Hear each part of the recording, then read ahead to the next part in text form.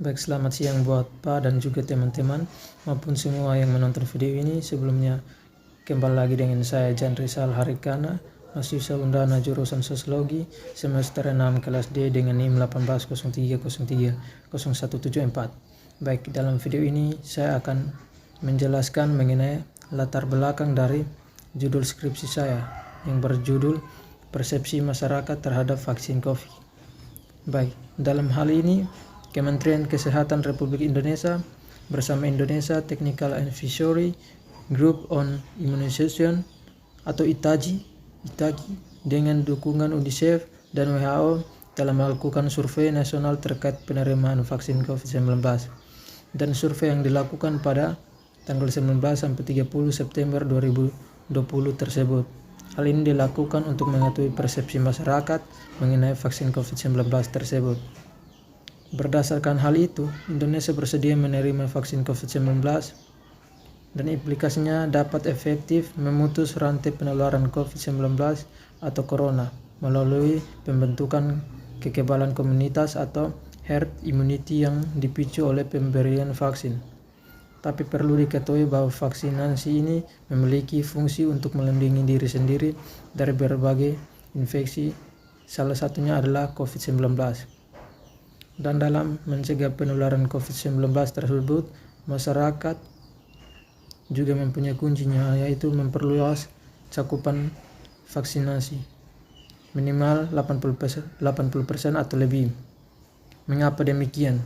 Sebab tingginya cakupan vaksinasi COVID-19 akan membentuk imunitas atau kekebalan kolektif di masyarakat yang terjadi ketika sebagian besar warga sudah memiliki kekebalan atau imunitas terhadap virus tersebut. Dan selanjutnya, saat ini vaksinasi juga menjadi prioritas nasional dan standar pemerintah, yang dimana daerah dalam menerapkan protokol kesehatan. Peran pentingnya juga yang harus ditekankan adalah kerjasama semua elemen masyarakat. Jadi di sini kita sebagai masyarakat harus punya rasa sosial dan kerjasama yang tinggi untuk dapat melakukan vaksinasi terhadap vaksin ini agar dapat terlaksanakan dengan baik begitu. Karena ada peran penting yang harus diketatkan untuk kerjasama semua elemen begitu. Dan bukan hanya dari pemerintah maupun tenaga kesehatan, akan tetapi dimulai dari diri kita sendiri. Vaksin atau yang sering dikenal dengan nama imunisasi telah lama beredar juga dalam kehidupan kita sehari-hari. Dan vaksin sendiri berasal dari bagian bakteri atau virus yang menyerang manusia, yang dimana bagian tersebut dilemahkan dan disuntikan ke dalam tubuh manusia dengan harapan tubuh akan membentuk antibodi terhadap bentuk bakteri atau virus serupa untuk kemudian mampu menciptakan imunitas terhadap paparan bakteri atau virus yang asli. Oleh karena itu, vaksin merupakan bagian penting dalam peradaban manusia dalam menghadapi penyakit mematikan dan menghindari penyebaran wabah penyakit mematikan. Dan selanjutnya dalam persepsi masyarakat juga terhadap vaksin COVID-19 ini, kita juga bisa memungkiri bahwa masih banyak terdapat kelompok yang juga menolak mengenai vaksin COVID-19 yang akan beredar di Indonesia ini. Dan semua lapisan kelompok masyarakat yang menolak akan adanya program vaksinasi memiliki berbagai latar belakang dan alasan tersendiri, mulai dari alasan kekhawatiran kesehatan hingga alasan agama. Karena dimana kalau kekhawatiran terhadap kesehatan yang dimana banyak yang katanya bahwa vaksin tersebut belum 100% bisa menyembuhkan COVID-19 ini. Jadi masih banyak masyarakat juga yang masih takut terhadap vaksinasi ini. Jadi mereka was-was. Dan dimulai dari alasan kekhawatiran kesehatan yang tadi sudah saya jelaskan. Dan juga terdapat beberapa kelompok yang memiliki hal latar belakang yang berbeda. Yang pertama adalah karena adanya kekhawatiran yang meningkatnya jumlah kematian atau korban dari vaksin. Jadi dalam vaksin ini mungkin ada darah yang tidak cocok dengan vaksin ini, atau sebelumnya ada orang yang terkena penyakit lain mungkin. Jadi saat disuntik dengan vaksin ini mungkin akan mengalami penolakan antara vaksin dengan darah seseorang tersebut. Jadi bisa mengakibatkan gejala seperti mengakibatkan kematian tersebut.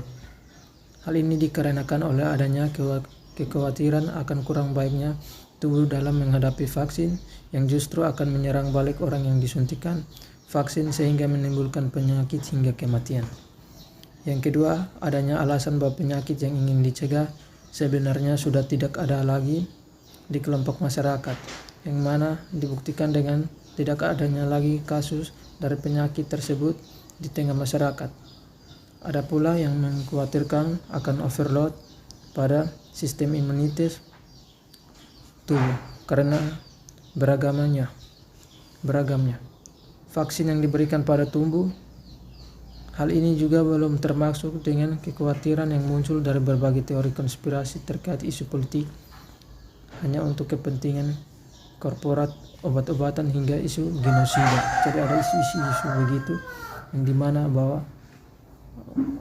hal ini dilakukan untuk hal semata yang untuk keinginan sendiri.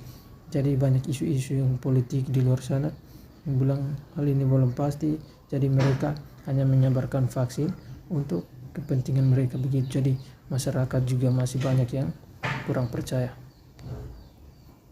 Dan selanjutnya kita juga dapat mengacu dari perkembangan isu vaksin di atas. Tentu hal ini sangat relevan dengan kondisi yang kita hadapi saat ini, yaitu di mana dengan tersebar luasnya pandemi COVID-19 yang telah merenggut jutaan jiwa di dunia, merupakan suatu kewajiban bagi kita untuk menjaga kesehatan baik diri maupun lingkungan sekitar.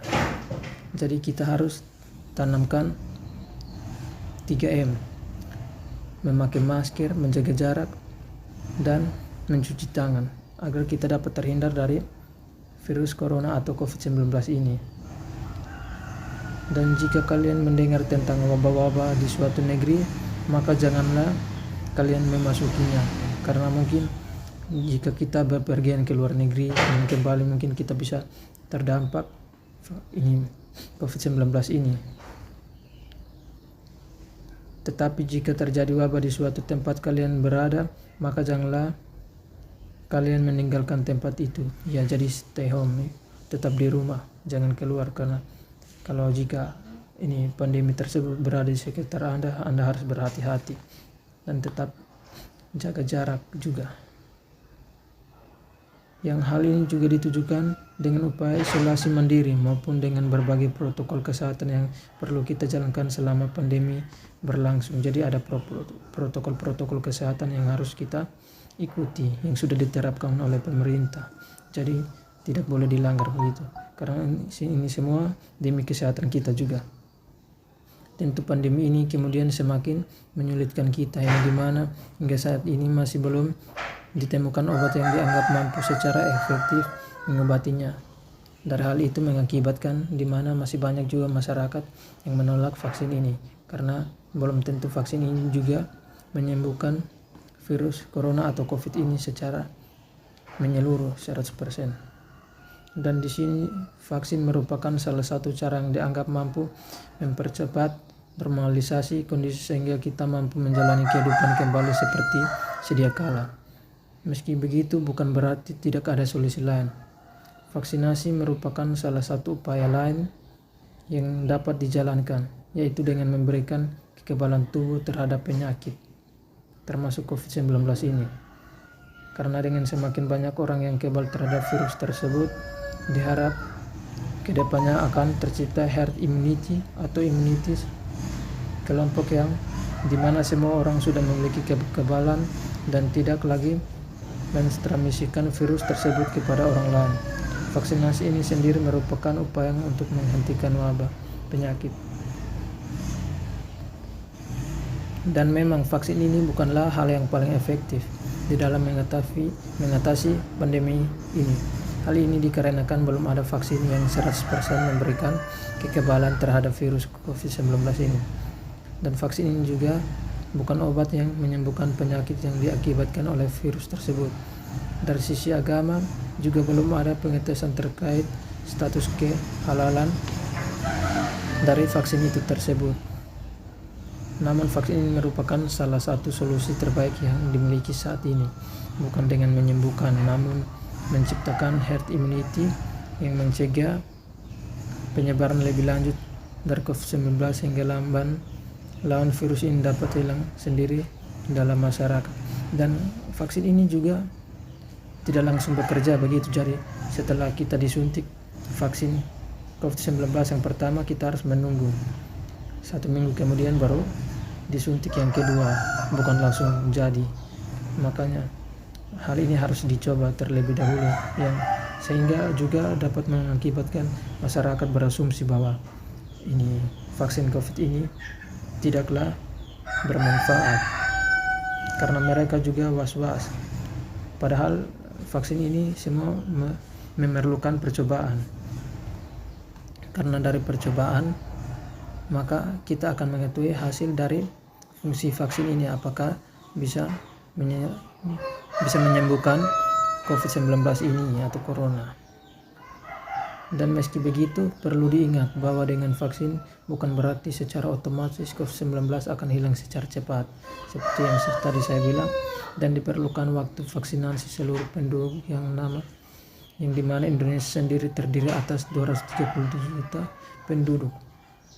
Karena realisasi distribusi vaksin akan memiliki tantangan tersendiri dengan kondisi geografis Indonesia yang terdiri dari ribuan pulau dengan beragam tipografi wilayahnya, sehingga ketersediaan vaksin sendiri juga menjadi salah satu kunci, yang mana terkait dengan kapasitas produksinya yang juga mempengaruhi waktu produksi vaksin. Sejumlah penduduk Indonesia kan vaksin tersebut juga terbatas dan masih diproduksi lebih banyak lagi. Dan selanjutnya, sebagai ikhtiar bersama dalam menghadapi pandemi COVID-19, kita perlu berperan aktif dalam menjaga diri serta menghambat penyebaran virus tersebut, dimulai dari kebiasaan menjalankan protokol kesehatan yang sudah diumumi oleh pemerintah, dan menggunakan masker, dengan benar mencuci tangan hingga menghindari kontak langsung, menjaga jarak dan sesama, yaitu atau bisa disebut dengan pesan Ibu 3M, memakai masker, menjaga jarak, dan mencuci tangan. Dan vaksinasi merupakan langkah berikut yang bisa kita lakukan untuk berkontribusi dalam menekan laju persebaran virus ini dengan meningkatkan kekebalan imunitas tubuh sehingga kita tidak menjadi transmitter dari virus tersebut. Ya baik, mungkin itu saja dari saya. Buat semuanya, tetap sehat selalu, stay home, dan ingat pesan Ibu 3M, memakai masker, menjaga jarak, dan mencuci tangan. Sekian dan terima kasih.